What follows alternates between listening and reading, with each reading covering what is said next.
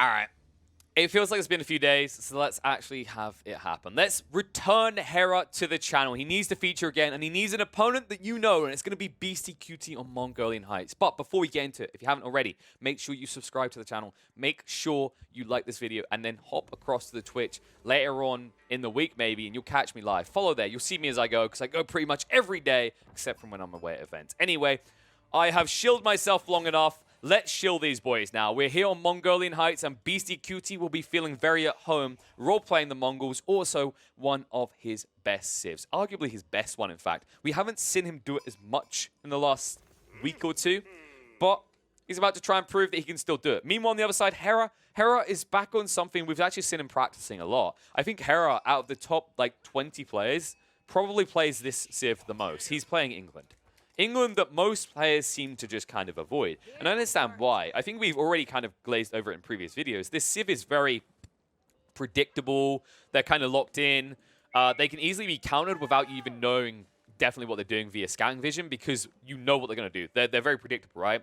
It's Lombos, support by Spearmen. If you don't see a high enough level of pressure coming out early, you understand that England's rushing towards Castle, and it means they're probably playing to either Palace Guard, that's China, Man-at-Arms or Knights. Knights being optimal, and either way, you can easily count that out as the Mongols, especially in this kind of matchup, with the likes of Crossbowmen and Man-at-Arms your own, because remember, you get the movement speed. So, kind of cool to see that, actually, as well. If this does turn into Man-at-Arms slog, keep in mind that there's benefits to different sides here, right? For the Mongols, they get the juiced up movement speed. They also have the secondary role of siege builders, right, with siege engineering improved. Meanwhile, on Hera's side, he does have access to the Ironclad, right? So he can buff the melee resistance of his Man-at-Arms by 2 later on in the game. And then also another cool thing to think about is the attack speed buff that comes out from the outposts. And that's why I thought this would be cool to feature. Not only because of the 2 names in this game, but because it's 2 civs that play heavily into outpost spamming. And it's on Mongolian Heights, one of the best maps for outpost spamming. Because remember, those outposts, they do bonus damage against ships. So they are a fantastic tool for controlling the strait here and giving yourself access to a secondary line of resource gathering via the fishing boats. And speaking of which, Beastie has already engaged with that straight away.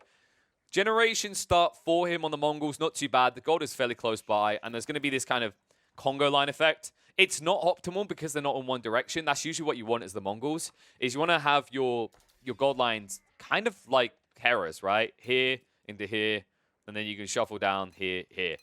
Whereas when you look at the way this has been done for Beastie can go over this gold line, he can follow through this one, then he has to dial all the way back. And the reason this matters is the step readout efficiency, right? It's a slow-moving structure. You need to pack up and move away, and you want to always be gathering with that. Also, the villagers take a long time to move between these points. And while I was going on about that, and I'd done the count, I know what you're thinking. Why hasn't he addressed it yet? I'm getting to it. This map is BS. This map is some serious BS. There's 2 veins back here. 3rd one in the base. 4th over here. Then both of the fat gold veins in the center are on Hera's side of the map. Meanwhile, Beastie got scammed. He gets 1, 2, 3, and he only gets 1 relic. This is possibly one of the most cursed generations I've seen on Mongolian Heights. How is this even remotely fair? Oh, I guess he gets both of his deer points close. No, we're not even arguing for a second that this is fair. Beastie is definitely not the favorite based on this generation. Hera hit the damn jackpot in this one. I mean, maybe there's the... No, I'm not even going to... No, the wood doesn't justify it either. There's 2 woods down here. There's literally nothing that Beastie got better out of on the generation. Even the stone. Can we just talk about the fact that even the stone is all on Hera's side? Beastie has his starting Uvu placement one and then a big fat one back here. Meanwhile, Hera, central one here, another one back here, another one here, another one here. What? And then another one here. The only thing, the literal only way this generation could have been worse for Beastie is if the sacred site was somehow on Hera's side. But the generation was like, no, that's too far, guys. That's too drastic. And look at this out of Hera. While we're ranting about the generation, while we're shaking our fists, he's shaking his sword. He forces an early outpost to be dropped defensively by Beastie. Beastie does get it down successfully, though. So he should be fine here. And now the Khan can run these through. This is a heavy investment by Hera, by the way. But it doesn't slow him down. Notice this Beastie. He's going to be slow on the tech up because he invested on the dock front, and that's something that Hera didn't do. And I like that Hera chose this, right? This is a smart move by him. The reason being is it's very easy to bait yourself into going dock on dock compared to the fact that like you're not up against Delhi, so you don't have to worry about that Dark Age fishing boat rush. But you're up against Mongols. Mongols that can easily afford these outposts quicker than you because they cost 70 wood compared to the 100.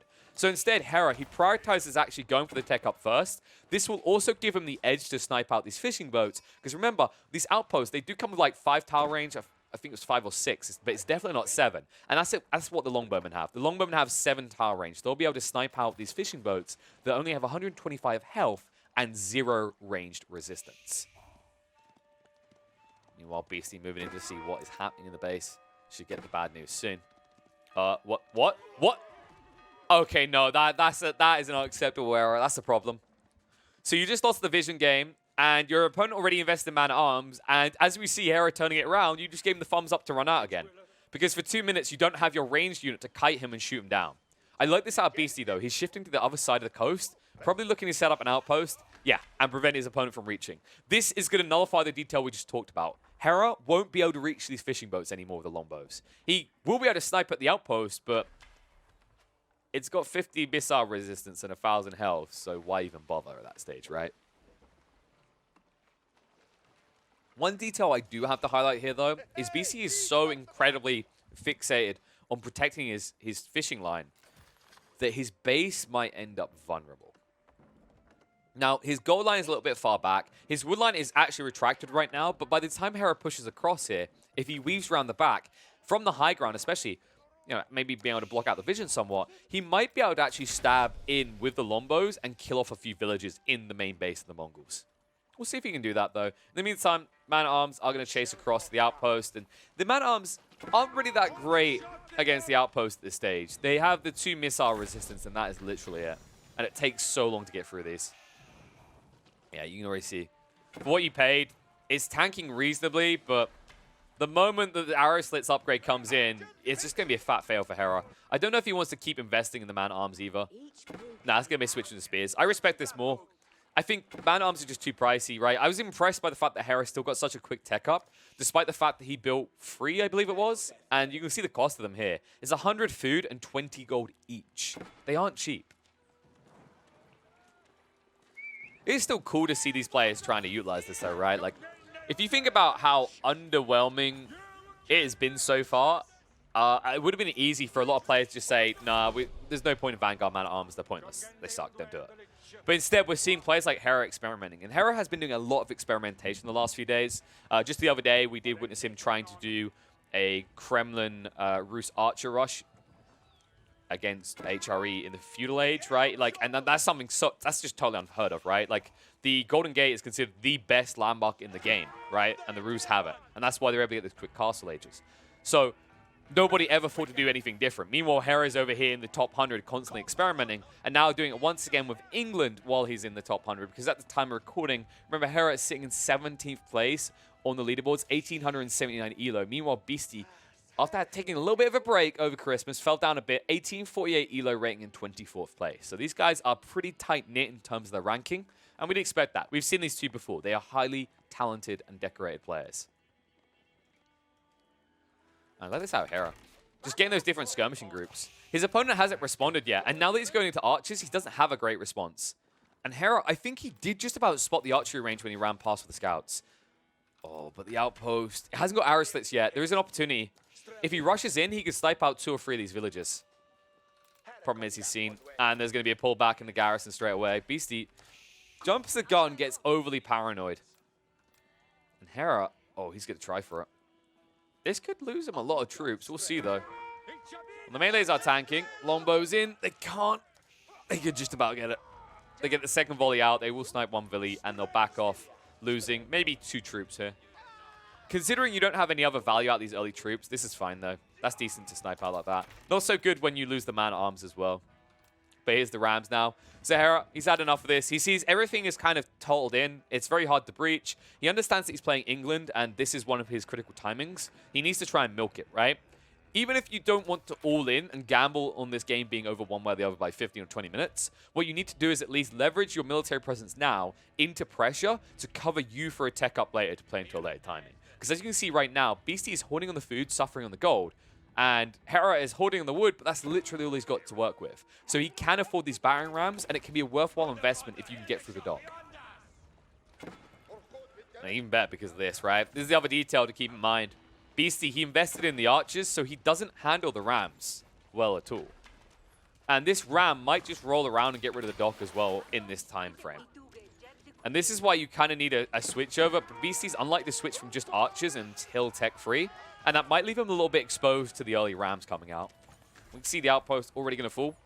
Stripping away that control. Remember, you don't want to allow him to get that foothold because it will actually come back to bite you in the arse in the castle age when we move up into that kind of ramp up into like tanky units that are slow, being juiced up by the YAM speed of all these outposts. They're already getting that, in fact, remember, due to the YAM tech being researched via the DSW. Meanwhile, Longbows trying to snipe in again. Another villager going to be found. Even if you don't kill that many villies here, it's the fact that Beastie keeps getting peeled off here, right? He has to pull back hard. He's not gathering resources. It is slowing him down, and it's preventing him from going for a tech up. And you can see how badly he wants this right now. Halfway there on the food count because of this fishing fleet, but suffering the gold. And that's a smart heads-up play from Hera. Because he hasn't been able to disrupt this fishing fleet for so long, he's able to punish on the gold front. But now, with this being gone, he has access to this. He has the range. The light junks can't do anything. And this attempt to put down outposts is going to be a fat fail. Movement in. I don't think you want this, though, if you're Beastie. The count is against you. The Longbows are actually outmatching you here. There's more of them, and they dish out more damage. And he even runs into, he's like, oh, no, no, no, you're stuck here. Khan's going to fall as well. Archers are going to be sniped out. Longbows are reigning supreme, and the ram can now move around to deal with the rest of the outposts and maybe even the dock. But has to be careful. Light junks are frustrating, so he can't really cross the fold. It seems like he's having a little bit of a wonky issue here. But see the damage from the Longbows, right? And this is going to rack up quickly. This is the weakness of light junks. Light junks are all about aggression. They're glass cannon arrow ships, right? They only have 400 health, but they dish out a lot of damage. And although there's this cool concept around using the YAM movement speed here to juice them up further, right? So they can zoom back and forth. It means nothing against the superior range of England. With that superior range, he moves across. I think that was a mistake, actually. Beastie, he needed to stay close to the strait. The last thing he wanted is to let 15 longbowmen onto your side of the map. This could cause you trouble in the coming months. Especially if this outpost near your Uvu falls. Because it means you won't be able to actually get out new troops. And I like this coming out. He's been forced into the transition. He goes into the double stable. I respect him for this as well. He gets the upgrade into Horsemen's first. A lot of players wouldn't do this. They'd be greedy. Early Horsemen are significantly weaker to normie Horsemen. And the upgrade, as you can see, only costs 25 food and 75 gold. You should always look to get this first when you're in a pickle before looking to push out the Horsemen. And Hera, I don't think he knows about this still. Yeah, he sees it with the scout now. It might be too late, though. He needs to start pushing spearmen. The problem is, can you even get across the strait now that the light junks are here? I'm not sure you can. And it might cause trouble, so he backs away. This is smart. Hera, I think he looks to wrap all the way to the northern strait and run back across. It's not optimal if you want to get back to base quick, but it alleviates the risk. If you try to go for the crossing, the light junks take too long to kill. The horsemen will run you down. And if you wait around here too long, you could also just be stabbed into. This is another play. If he waits in the stealth forest, he might be able to actually just use his units later. But it is very gambly. Because if Beastie knows about this and he rides straight across the strait now, your economy is going to be very quickly exposed. You won't have a standing army to defend yourself. Let's see what the choice is going to be. Ram gets his bang for buck in the end, takes out the blacksmith as well. So plenty of buildings deleted. That was definitely worth the 300 wood. And look at the numbers for Hera right now. Food's looking good. Gold is almost there. Beastie is suffering here, though. Because he invested hard into the horsemen, he needs the pressure right now, and he moves in. And here they come. And you only see 3 longbows. You feel so good about this right now. There is a second contingent of longbowmen further back. The spears are moving in. But you need to be careful to not have these spearmen peeled off. You need to actually regroup. And the problem is he doesn't actually hold spearmen in front right now. Instead, he's dropping the trip stables, but your longbows are going to be ran down. What's the play here? I think he's just trying to zerg with horsemen. It's an interesting idea, but it means you will be sacrificing your castle age timing entirely. This could also be him prepping for castle, by the way. That is entirely possible. And what else is possible for Hera? How about some more raiding? Look at this. Coming around the back. Beastie might be busy looking on the front, although he's done decimating the army, so he can easily just garrison in. Longbows are going to poke and prod. Snipe out one. Going in for more. And he's going to find it as well. Textiles is going to save some of these villages, though. I let that play out, Beastie.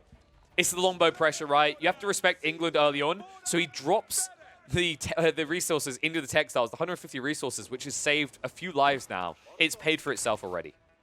And nothing similar coming out of England, because remember, Hera hasn't been pressured at any stage so far. Even against Mongols, right? He hasn't been pressured. That's the baffling part.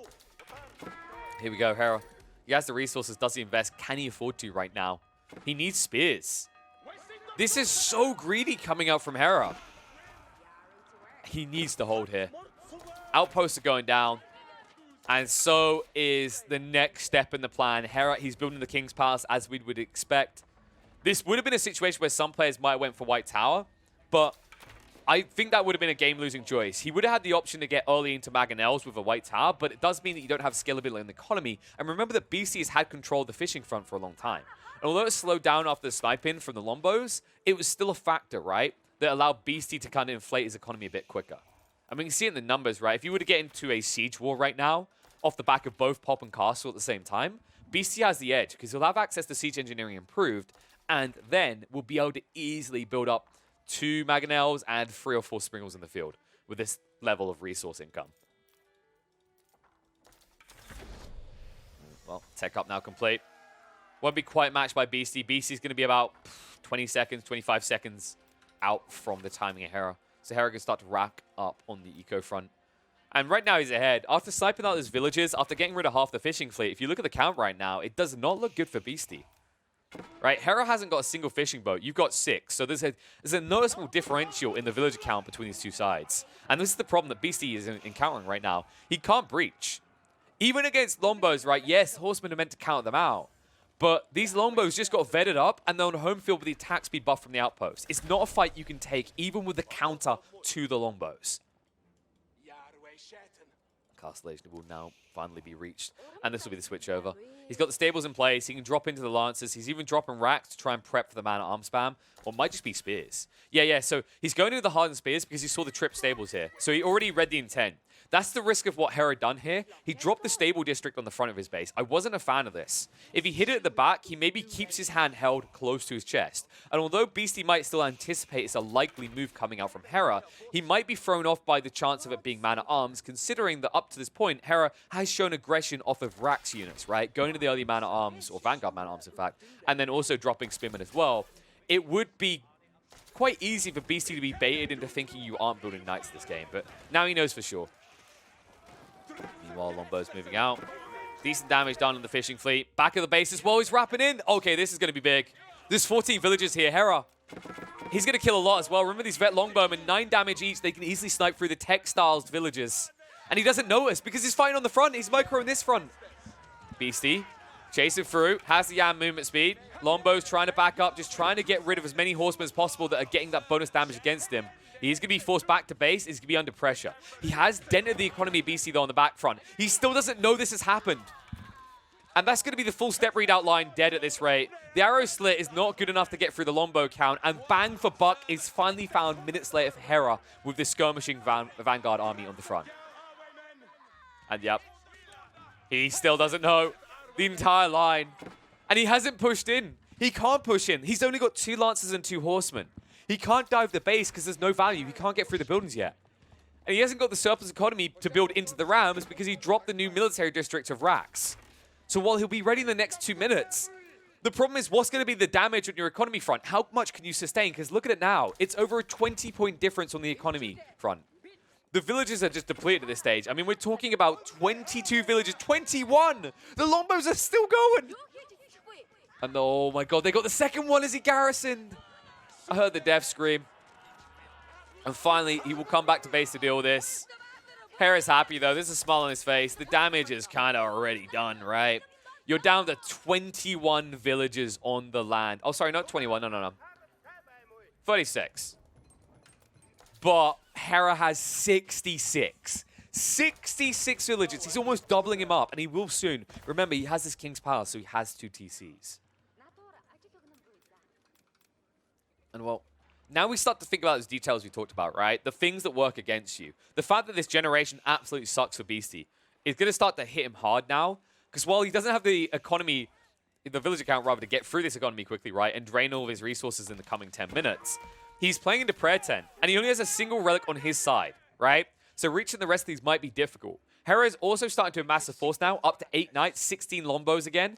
He is going to be up against man-at-arms, and this is where I want to see a change from Hera. Hera, he could easily try to get his own man-at-arms for a front line, right, with the armor-clad upgrade. He could also go into crossbows. So many players do not go into crossbows as England, right, because longbowmen are so amazing. But it's a missed trick when you're playing against Mongols like this. Most of what the Mongols are going to push out at this stage in the game is armored. And the Lombo's damage is going to be heavily negated. Yes, you're up at 10 per hit, but 6 missile resistance on these Lancers and 6 on the man-at-arms means you're just tickling them. So Beastie being forced to move across now has at least kept everything condensed, so there shouldn't be any exposure points to be exploited. He shouldn't have to deal with back raids coming out from Hera anymore. Remember, he did move these junks out to cover each of the straights, so we're getting heads up at least if there is a hardcore attack coming.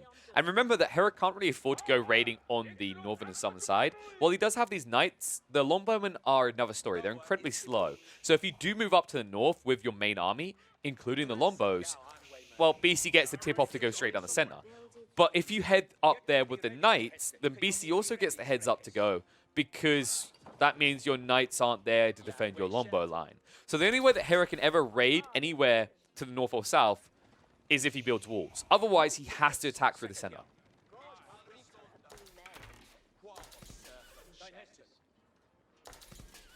Lombo's moving out. Just trying to bait his opponent. Oh, the shaman! Wow, that's frustrating. He has got a secondary one going to the north, though, at least, so that's good. And knights aren't in position to cause any problems. But I like this, the keep drop. Beastie cannot allow this to go up. This is actually a really big deal. You have control of all the straights right now. This will actually give Hera a foothold to push forward with the attack speed off the castle. And that's why he pushes in. Knights are coming, though. The counter force is here. Blocks from getting to the villages. He's trying to work his way through the villager line, but remember, Hera, he has such an advantage on the villager count. It doesn't matter if he loses this load, as long as they get the castle up. Mangonel shot in, onto the longbows, doesn't care though, keeps firing. And the villagers, they're going to do it, they're going to achieve it, it's going to go up, and he's going to be able to garrison this. And there's the attack speed buff, it's a full retreat out of Beastie. Beastie's going to lose so many troops on the outro here. Mangonel turns around for another shot. Sidestep is good. Hera barely loses any longbowmen to it. The Mangonel is going to fall. The man-at-arms line is going to fall. And the archer line might as well. Boomship will keep him at bay. Buys enough time for BC to back up. But now he's riding in. 15 knights, and you have none. Mangonel shot. Who cares? Kills off maybe 2 of the horses max. But you don't have any crossbowmen here. He's trying to push them out, but it might be a little bit too late. He's going to lose a lot of troops here. Holding his own for the moment. Down to 7 knights. It looks like Hera's considering backing up because he's under the fire of the outpost. And he is risking it with more boomships coming out. He tries to get through the Mangonel, but it looks like it's not going to be enough. But in the end, the damage is done. He forced BC to go into the Spearman as well, and he repels him away from the straight long enough that he's got a foothold here now with the keep. This keep is impossible to contest for Beastie. This is the worst case scenario. Your only play now is to drop a Treb on your side and slow siege it. But remember how bad the Trebs are. We've talked about this before. They are absolute piles of dog. To build up to a quantity where it makes a difference is very dangerous in this game, right? What I mean by the quantity, you probably need 4. I'd say 4 traction Trebs to outdo a repair rate coming from England on the keep here. So that's a heavy investment, right? That's 1,600 wood and that's 600 gold.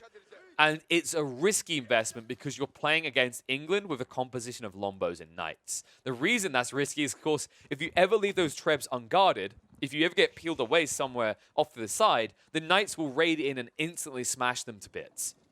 And that's why I don't necessarily see him investing in it. Instead, he might just try to stick with the Mangonels. And the Mangonels, remember, do have a slight range advantage over the keep, so they can actually snipe him out with its range. And although I have said that these Mangonels have a great amount of siege power behind them, right? Like dealing about 100 damage per shot, it's against a 5,000 HP structure. It's not that easy to get through this. And Hera, he's entered Mine and Chill. And there's not really much BC can do to stop it. BC is at least grabbing a lot more relics than he should. I'm kind of surprised Hera didn't address this directly. Remember, the play that usually happens is when you're talking about these non-S tier religious civs, right? The non-HRE and Rus. Usually the way it works is one player pivots into a monastery and the other one follows to counter him out, right? It's a reactive play from Hera's perspective, but it's such a delayed reaction now. His first priest, currently being produced? Yeah, I don't like this. They'll at least start raiding to the north. That's the other value of this castle, right? We said that the issue that Hera had is he couldn't actually shift off with the knights because it exposes his main army in the center. But this keep is almost impossible for Beastie to get through right now, which is why he's able to ride in like this. But he will be matched by the spears and crossbows, so we'll be forced away from getting on the gathering line. But remember that Beastie's still trailing by a decent margin here. 57 eco compared to the 90, and that's after Hera sacrificed a few villagers on the front here, building up that keep. And now, he's going to sacrifice some of Beastie's people to the English gods. Knights riding through again. They are being chased every turn, but the issue I have with this is that Beastie no longer controls the straits. He no longer controls and dictates the flow of this game, right?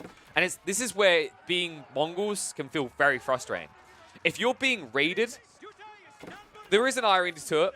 I do have to kind of chuckle to an extent, but you really start to feel bad for the Mongol player when you watch this, because what you realize is they don't have the same layer of control that other civs do. They can't wall these straits. They can't drop keeps. They can only drop these outposts, and while outposts will allow you to move around quicker with the yam speed, it means that if these knights ride in, you don't necessarily have a force in place to defend against them.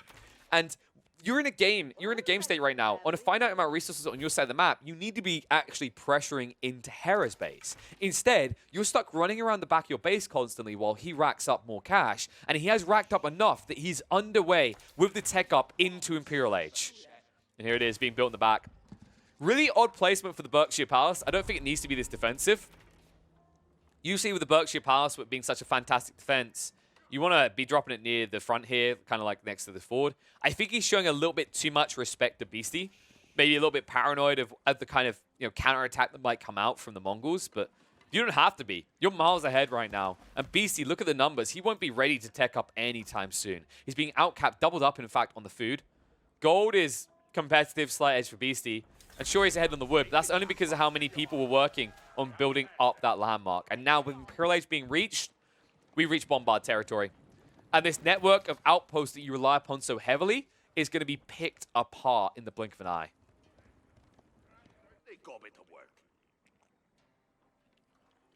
Now, question is, what does Hera want to do with this? Like where does he want to prioritize attention? I think he's going to invest more into the raid.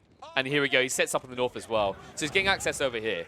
But the more important detail is what's Beastie's play. He has two options right now. He pushes out with quantity, or he techs up. And he chooses tech. And I don't blame him in this situation, right? Your opponent has control on two of these passes with the castle drops. So you don't really have an easy entry to instantly exploit and go for a win in the next 3 or 4 minutes. And that's the condition. When you see your opponent techs up, you either try to match it or you try to win the game in the previous age within the next few minutes. He's not in a position to do so because he hasn't strong-armed him. Hera has kept up on the milli count. So instead, Beastie's going to tech up, but that leaves him now in a fragile state. The White Stupa is soon to be complete, and he's going to need a few minutes to get online and get all those upgrades done.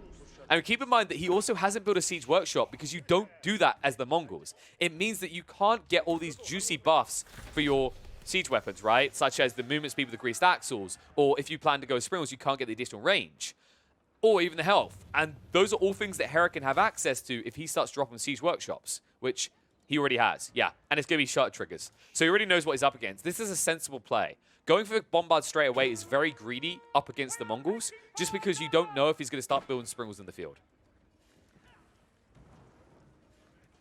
Hera. Just distracting again with 1 or 2 knights at a time, sniping out an occasional villager here or there. And well, Hera, he's kind of reaching critical mass here on the eco count. He should be able to support whatever he wants. You can see he's starting to build up a huge surplus of resources here, so he needs to start using it, right? The only reason he hasn't pushed across just yet is he's waiting on these researchers still. Once those are complete, expect to see him push in and towards the enemy's base. And this is the other cool thing about these castles, right? Not only are they your 4 defenses, but one of the unique things that we don't see utilized enough out of England players that is actually so powerful in these situations is that this is a unit-producing building as well on your front line.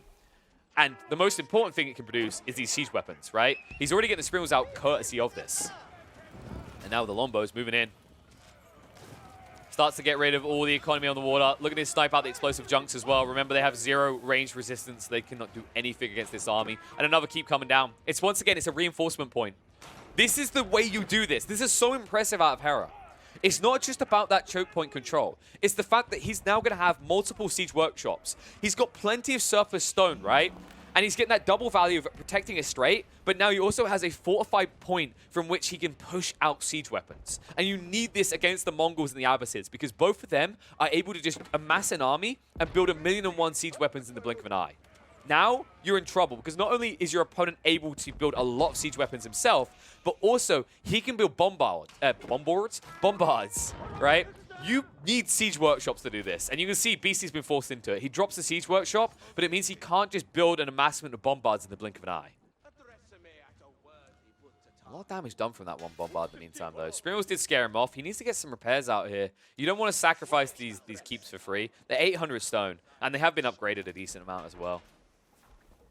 And here we go. Rax on the south side. Hera. Wow. Okay, this is cool. So he understands that everything's been picked in the center. He was raiding the north, right? He sees that there's nothing left here. So he understands that most of the economy is going to be in the south. And this is a really cool heads-up play by Hera. He's building racks down here so he can funnel in man-at-arms quickly. And I wouldn't be surprised if the upgrades are, yeah, they're already underway. So in upgrading into early, and then he's going for the armor-clad. He's going to be delayed by about another minute from now because of the amount of tech upgrades he has to do. But then he's a go. And he's already moving in now with the Lombos. And this outpost wasn't upgraded? Oh, no. Lombos are in. Textiles make it take a little bit longer. Beastie's moving in with the army. The problem is that if Hera loses his army, he doesn't care because he's going to be replacing it with man-at-arms. There we go. We'll be baited in. That was kind of cool from Beastie. He sacrificed 1 or 2 villagers to get the army fully in. It does end up costing him some more economy, though. And I don't know how much your economy you can really afford to sacrifice at this point. You're still miles behind, right? At the 69 eco mark. And it looks like the walls are going to go up. What is Hera up to here? This can't just be a wall crawl. This is kind of funky. I think he's faking it. Yeah, he's actually fake backing here. So Beastie's going to see the walls going up. He's going to assume that this is where Hera's weak, right? But we know that's not the case. He's actually most strong here. So he's looking to ambush his opponent. He wants to just bait Beastie into trying to come across the ford. The moment he comes across the river, there's going to be 1,000,001 man-at-arms running at him. Meanwhile, in the center, Bombard making his way through the dock line. No Baochuans. Really big mistake out of Beastie. One Baochuan could make a big dent here. I guess you have to be a bit paranoid about the Bombards, but I don't know. I think it's experimental. It's worth trying. We haven't seen Baochuan so far here on Mongolian Heights, but on bigger water maps, especially when we're talking about Warring Islands, we've seen in the late game, the Baochuans actually destroy everything. They beat Hulks, they beat War Junks, they beat absolutely anything you can throw at them. The only thing that could take them down potentially is boom ships, and that would have been an option for Hera right now. So kind of surprised he didn't at least experiment. It's worth trying with at least one. I know it's hefty price at 480 wood and gold, and you do have a finite amount of resources, but you need to take risks here. You can't just try and play it safe. You know, you've seen the map. You understand that Hera has like 60% of the resources. Actually, no, 70. I think 70% is more accurate here. Probably more like 75. And with that advantage, Hera now pushing in. He's going to find the military district. Oh, no. Is he going to get the upgrade? Nah, I don't think he's getting elite spearman. Hera, he needs to move in quickly. 9 seconds. And he doesn't get it. That's frustrating.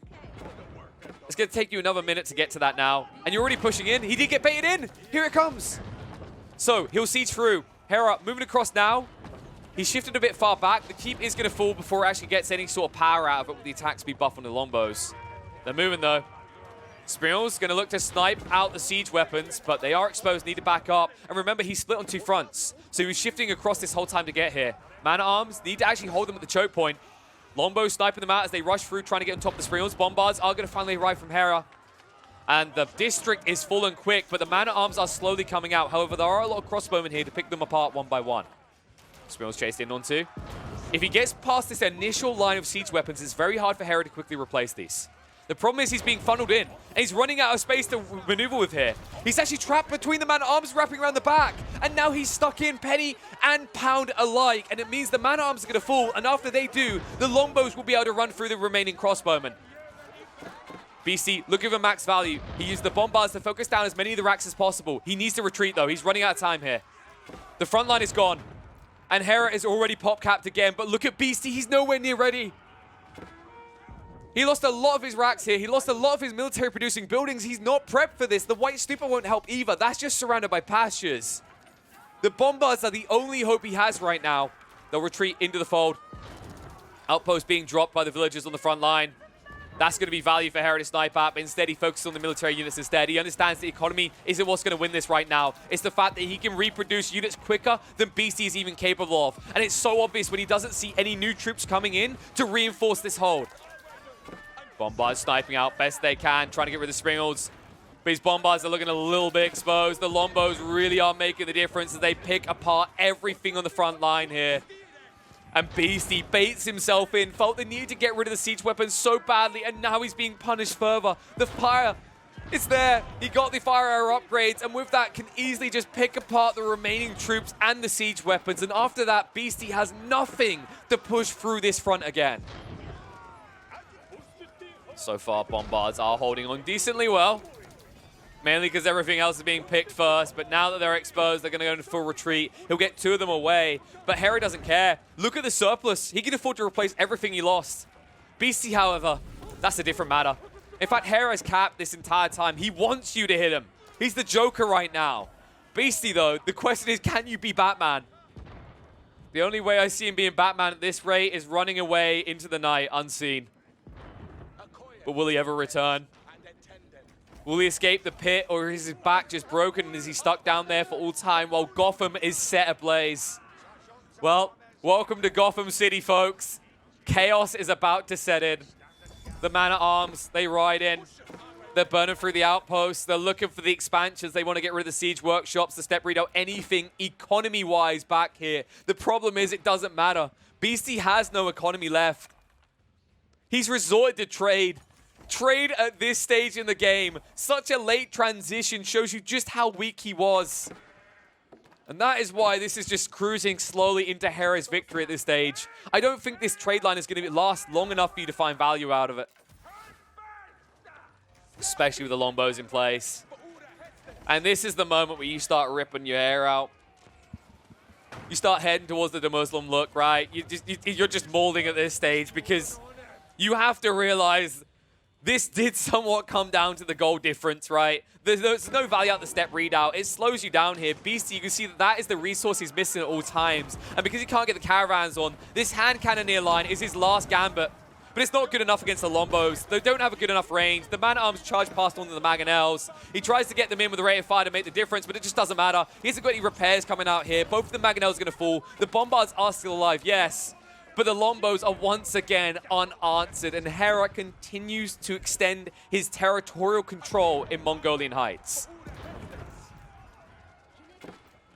And well, with that hand cannoneer line gone, and with it so hard to replace, I just don't see a way back in. Really big credit to Hera. I love the way he actually bided his time. He looked to control the chokes. He gave himself that forward front point to actually reinforce with siege engines from with the castles. But I do have to bring it back to the most important detail. This map seed was not nice to Beastie. This was cruelty at its finest on Mongolian Heights. It's meant to be the home field. You'd think they'd know where to deploy their base, but there was nowhere good for the Mongols to deploy on the northern shore here. And it really did make the difference. Really big credit to Hera, though, for understanding his timings and not pushing past his limits, right? Or not extending over his limits. But when it came time to go anime form, he did indeed push past his limits. He definitely looked to end this game. And although Beastie is forcing a slight retreat out of Hera, the difference is that he is never running out of troops. Every time one dies, someone else replaces it. It's like that philosophy of when someone dies in the world, someone new is born. Only in the world of Hera, when they're born, they already have a sword and a shield coming out of the womb. Which is a horrifying thought to think about. But screw it, it doesn't matter. That's the world that rules supreme here. Hera will take the win, and Beastie will go down in flames.